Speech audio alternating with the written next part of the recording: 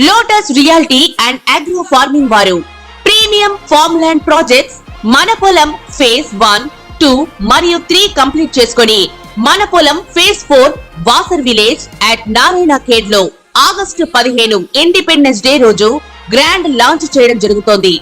Launching మరియు independence day సందర్భంగా 5 guntas land out rate లో బుక్ చేసుకున్న వారికి 1,50,000 రూపాయల డిస్కౌంట్ తో పాటు 2 గ్రాముల గోల్డ్ ఫ్రీగా ఇస్తున్నారు. పూర్తి వివరాలకు సంప్రదించండి. ఓం నమః శివాయ. ఓం నమో నారాయణాయ.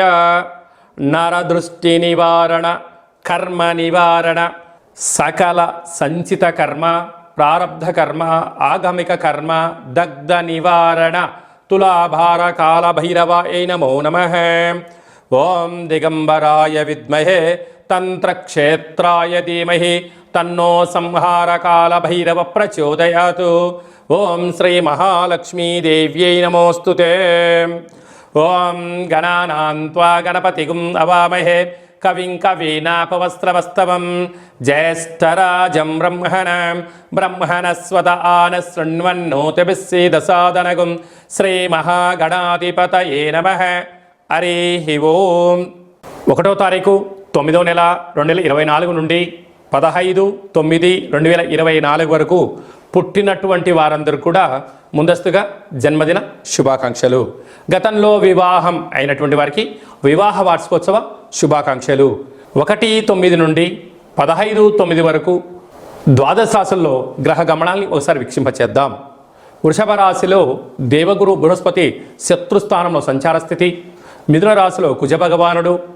కర్కాటక రాశిలో బుధ భగవానుడు. సింహరాశిలో ఏడాది తర్వాత రవి భగవానుడు. కన్యరాశిలో శుక్రుడు మరియు కేతు సంచార స్థితి.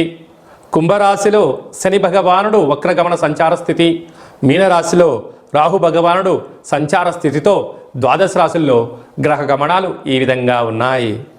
అందరికీ ముందస్తుగా వినాయక చవితి పండుగ శుభాకాంక్షలు. వినాయకుడు అనగానే అవిఘ్నములను తొలగించి ఐశ్వర్యాన్ని ప్రసాదించేటువంటి భగవంతుడు కనుక ఆది పూజ్య మహాగణాధిపతి.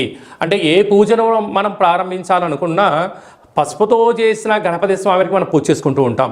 భాద్రపద మాస శుద్ధ చవితి వినాయక జయంతి సందర్భంగా గణపతి స్వామి యొక్క ఆశీస్సులు మనందరిపైన ఉండాలని కోరుకుంటూ కైలాసనాథుడి యొక్క సుపుత్రుడి యొక్క ఆశీస్సులు మనందరిపైనను చూపిస్తూ ఎవరికి ఎలాంటి కష్టాలు లేకుండా అందరికీ విద్య, విజ్ఞానము, ఉద్యోగము, వివాహము, సంతానము, రాజయోగము, రాజభాగ్యము, రాజభోగము, ఆనందయోగము, ఎవరికి ఏవేవి కావాలో అన్నీ ప్రసాదించే శక్తి ఆ విఘ్నేశ్వర స్వామి వారికి ఉంది కనుక అందరిపైనను గణపతి స్వామికి ఆశీస్సులను కోరుకుందాం.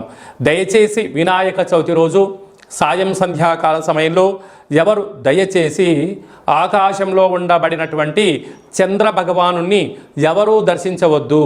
కారణం ఏమిటనగా మన కృష్ణ పరమాత్ముడు పాలలో గ్లాసులో చంద్ర భగవాను యొక్క దర్శనమైనందుకు ఆ సంవత్సరాంతము అనేక రకాలుగా చెయ్యనటువంటి నిందలను పడి అనేక రకాలుగా ఇబ్బందులకు గురయ్యాడు అని చెప్పి మనకు అనేక రకాల పురాణాలు చెప్తూ ఉన్నాయి.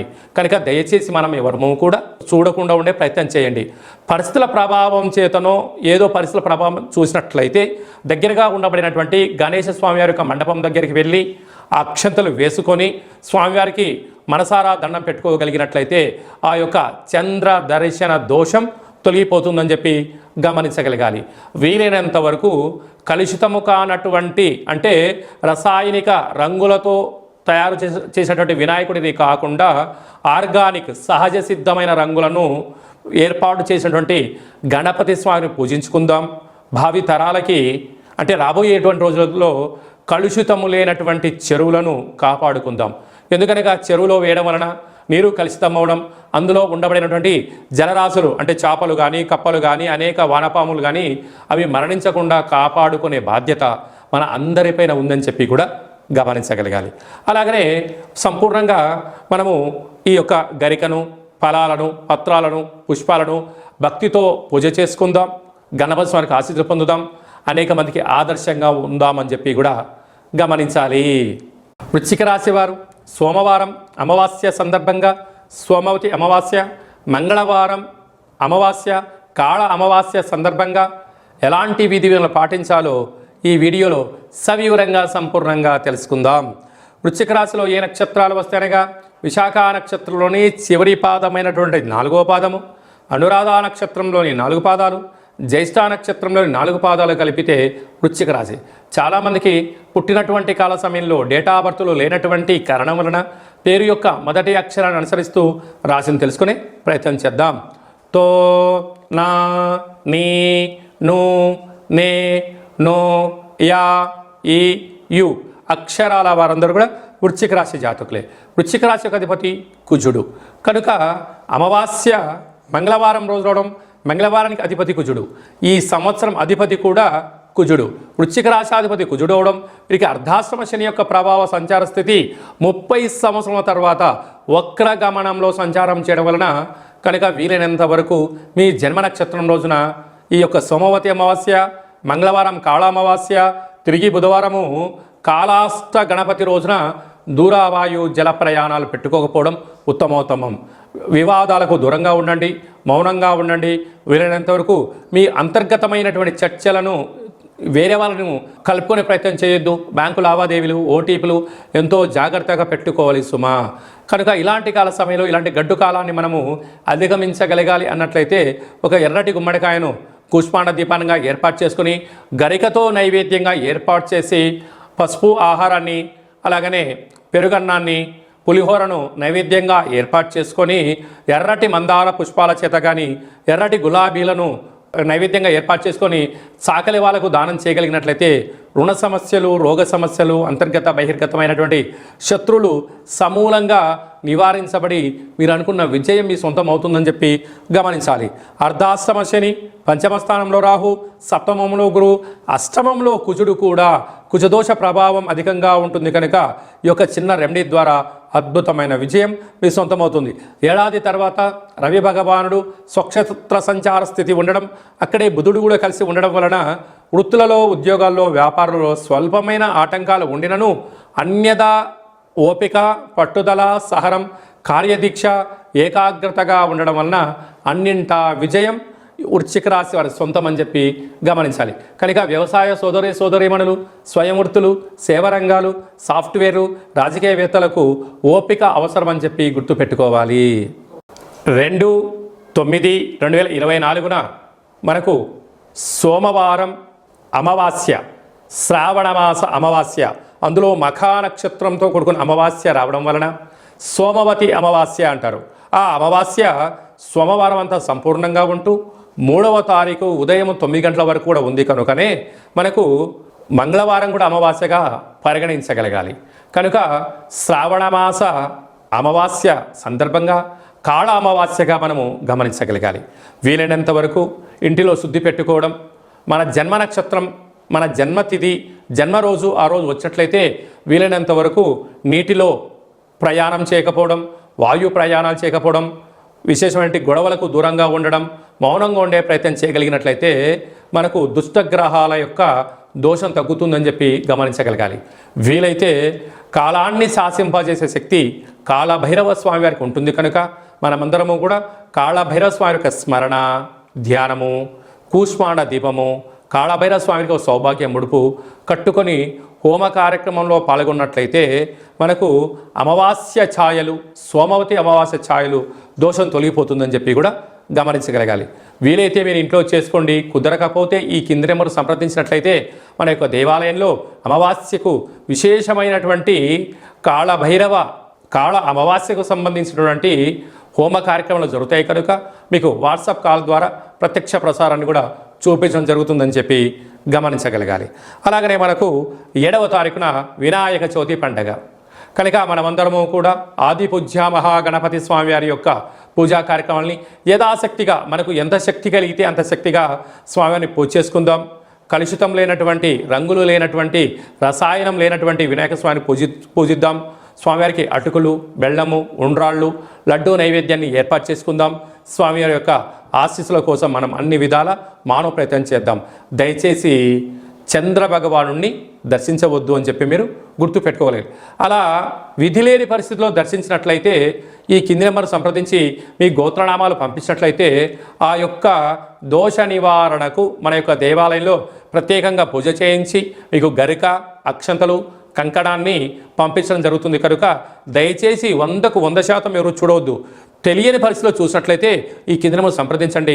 మీకు మంచి సలహా సూచన ఇచ్చి అష్ట కష్టాలకు మనము కేంద్ర బిందువు కాకుండా అష్ట ఐశ్వర్యం స్వాగతం పలకడానికి ఏమేం కావాలో సలహాలు సూచనలు ఇవ్వడం జరుగుతుందని చెప్పి గమనించాలి. అలాగే మనకు 11వ తారీఖు భాద్రపద మాస శుద్ధ అష్టమి బుధవారము జ్యేష్ఠ నక్షత్ర సందర్భము. ఇది చాలా ఒక 18 సంవత్సరాలకు ఒకసారిగా వచ్చేటువంటి బుధవారము, జ్యేష్ఠ నక్షత్రము, అందులో అష్టమి తిథి రావడము. అంటే వినాయకుడికి ఇష్టమైన రోజు బుధవారము, బుధుడి యొక్క నక్షత్రము జ్యేష్ఠ నక్షత్రము, అందులో అష్టమి తిథి రావడం అనేది చాలా అరుదుగా వస్తుంటుంది. కనుక మనం అందరము కూడా తంత్ర వరసిద్ధి మహాగణపతి స్వామి యొక్క పూజ చేసుకున్నట్లయితే వీలైతే ఈ మంత్రాన్ని స్మరణ చేసి ఏదైతే మనం కోరుకుంటామో దాన్ని విజయం సాధించడం జరుగుతుందని చెప్పి గమనించగలగాలి. మంత్రాన్ని చెప్తాను, ఒకసారి నోట్ చేసుకోండి. ఓం శ్రీం హ్రీం క్లీం గ్లౌం గం గణపతయే వరవరద సర్వ కార్యం.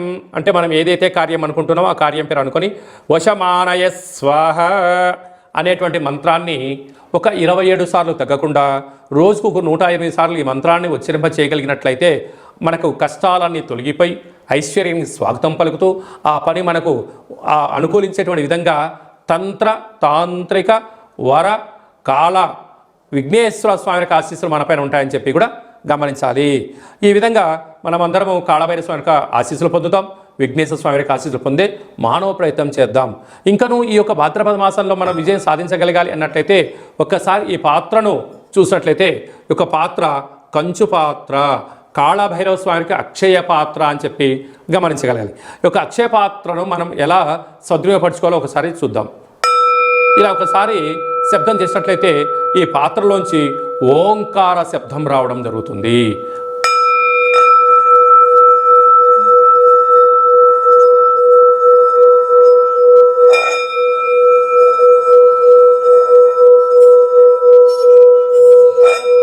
ఈ యొక్క శబ్ద తరంగాల ద్వారా మనిషి శరీరంలో ఉండబడినటువంటి 7 చక్రాలు వికసింపచేయడం, ఇంట్లో ఉండబడినటువంటి జ్యేష్ఠాదేవి బయటికి వెళ్ళిపోవడం, గ్రామంలో దేశంలో సంచరించే లక్ష్మీమాత మన గృహంలోకి గళ్ళు గళ్ళు మంటి రావడం జరుగుతుంది.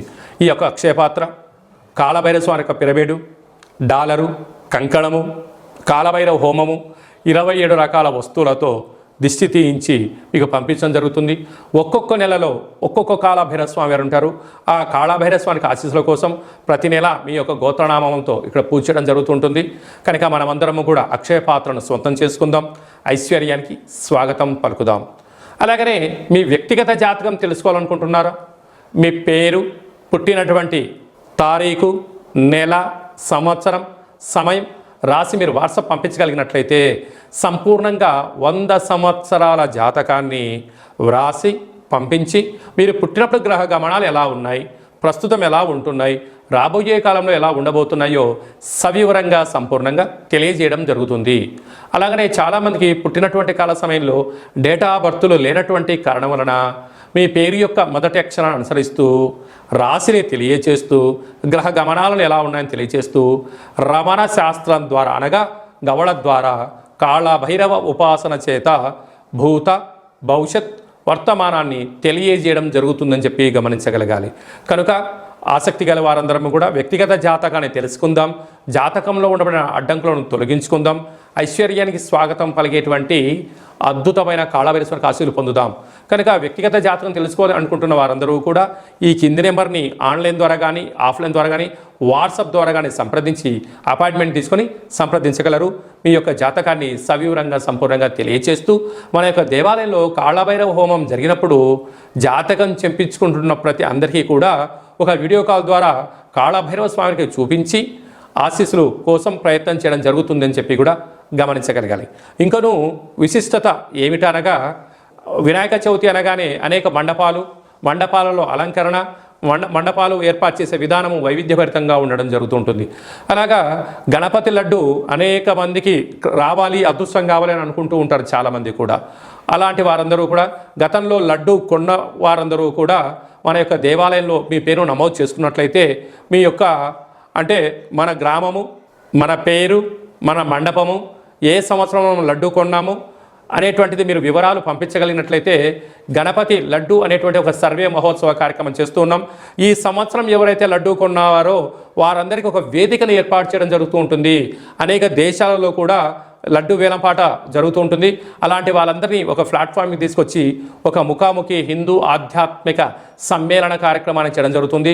కనుక గత సంవత్సరంలో అంటే గత 20 సంవత్సరాలుగా మీరు ఎక్కడ లడ్డు కొన్నా ఆ సంవత్సరము మీ పేరు, గోత్రనామాలు రాసి మాకు వాట్సాప్ పంపించగలిగినట్లయితే ఆ సంవత్సరం లడ్డు కొన్నటువంటి వాళ్ళందరినీ కూడా ఒక వేదికపైకి తీసుకొచ్చి హిందూ ఆధ్యాత్మిక లడ్డు మహోత్సవ సమ్మేళనాన్ని ఏర్పాటు చేస్తున్నాం. కనుక గణేష మండపాల వారు, గతంలో లడ్డు కొన్నవారు ఈ కిందను సంప్రదించి మీరు మీ పేరు నమోదు చేసుకోగలిగినట్లయితే మీరు గతంలో లడ్డు కొన్నా ఇప్పుడు లడ్డు కొన్నా ప్రపంచానికి మిమ్మల్ని పరిచయం చేయడమే అంటే ఆన్లైన్లో ఆఫ్లైన్లో మన హిందూ ధర్మాన్ని యొక్క వేదికను బలోపేతం చేస్తూ అంత చెయ్యి కలుపుకొని ముందుకు తీసుకెళ్లే ఒక ప్రయత్నం చేయడం జరుగుతుంది. కనుక మీరందరూ కూడా గణపతి స్వామివారి యొక్క మండపం యొక్క వివరాలు, లడ్డు కొన్న వివరాలను ఈ కింది నెంబర్ని సంప్రదించగలిగినట్లయితే మనమందరము కూడా మిమ్మల్ని అందరి ఆన్లైన్లో 49 విఘ్నేశ్వర లడ్డుకు సంబంధించిన సర్వే కార్యక్రమాలు జరుగుతూ ఉన్నాయి. మనమందరం సర్వేలో పాల్గొందాం. లడ్డు కొన్న వారందరినీ ఒకే చోట చేరుద్దాం. వారి యొక్క సలహాలు సూచనలు తీసుకుందాం. రాబోయే కాలంలో మనందరం కూడా లడ్డు కొని గణపతి స్వామికి ఆశీస్సులు పొందుదాం. అలాగనే మీ అబ్బాయి కానీ అమ్మాయి కానీ ఎంత ప్రయత్నం చేసినా వివాహం అవ్వడం లేదా? మీ అబ్బాయి యొక్క పుట్టినటువంటి కాల సమయంలో గ్రహ గమనాల్లో ఎలాంటి యోగాలు ఉన్నాయి, ఎలాంటి దోషాలు ఉన్నాయో తెలుసుకొని ప్రయత్నం చేసినట్లయితే మంచి సంబంధాలు రావడం జరుగుతుంటుంది. వచ్చేటి వధువు కానీ వరుడు కానీ జాతకంలో గ్రహమైత్రి, జంతుకూటమి, గ్రహకూటమి ఎలా ఉంటుంది, వారికి వివాహ తదనంతరం ఎలాంటి యోగాలు ఉన్నాయి, ఎలాంటి పరిస్థితులు ఉంటున్నాయి కూడా మీకు సవివరంగా తెలియజేయడం జరుగుతుంది. కనుక మనమందరం కూడా జాతకాన్ని తెలుసుకుందాం. కష్టాల కడలికి ఫుల్ స్టాప్ చెప్దాం. ఐశ్వర్యానికి స్వాగతం పలుకుదాం. ఆ కాళభైరవ స్వామి ఆశీస్సులు, విఘ్నేశ్వర స్వామి ఆశీస్సులు పొందుదామని చెప్పి మనవి అందరికీ ఆశీర్వచనం. ఓం శతమానం భవతి శతాయు పురుష సతేంద్రియ ఆయుష్యేవేంద్రియే ప్రతిష్టతి ధనం ధాన్యం బహుపుత్రలాభం శత సంవత్సరం దీర్ఘమాయు సర్వే జనా సుఖినో భవంతు లోకా సమస్తా సుఖినో భవంతు సర్వం విఘ్నేశ్వరార్పణమస్తు. ఈ వీడియో మీకు నచ్చినట్టయితే లైక్ చేయండి, షేర్ చేయండి, మా ఛానల్ని సబ్స్క్రైబ్ చేసుకోండి. అందరికన్నా ముందుగా మీ వ్యక్తిగత జాతకం మీరు తెలుసుకోవాలనుకుంటున్నారా? అందరికన్నా ముందు మీరు మంచి రోజులు, ఎలాంటి విధులు పాటించాలో తెలుసుకోవాలనుకుంటున్నట్టయితే మా యొక్క ఛానల్ని సబ్స్క్రైబ్ చేసుకున్న తర్వాత గంట సింబల్ ప్రెస్ చేయండి, ఆల్ అనే బటన్ కూడా తెలియచేయండి. ఆధ్యాత్మికమైన ఈ యొక్క కార్యక్రమాన్ని భగవద్బంధులకు, మిత్రులకు, స్నేహితులకు మీ క్షేమాన్ని ఎవరైతే కోరుకుంటున్నారో, మీరు ఎవరి క్షేమాన్ని అయితే కోరుకుంటున్నారో వారికి ఈ వీడియోను ఫార్వర్డ్ చేసి భగవంతుడి యొక్క ఆశీస్సులు పొందగలరు.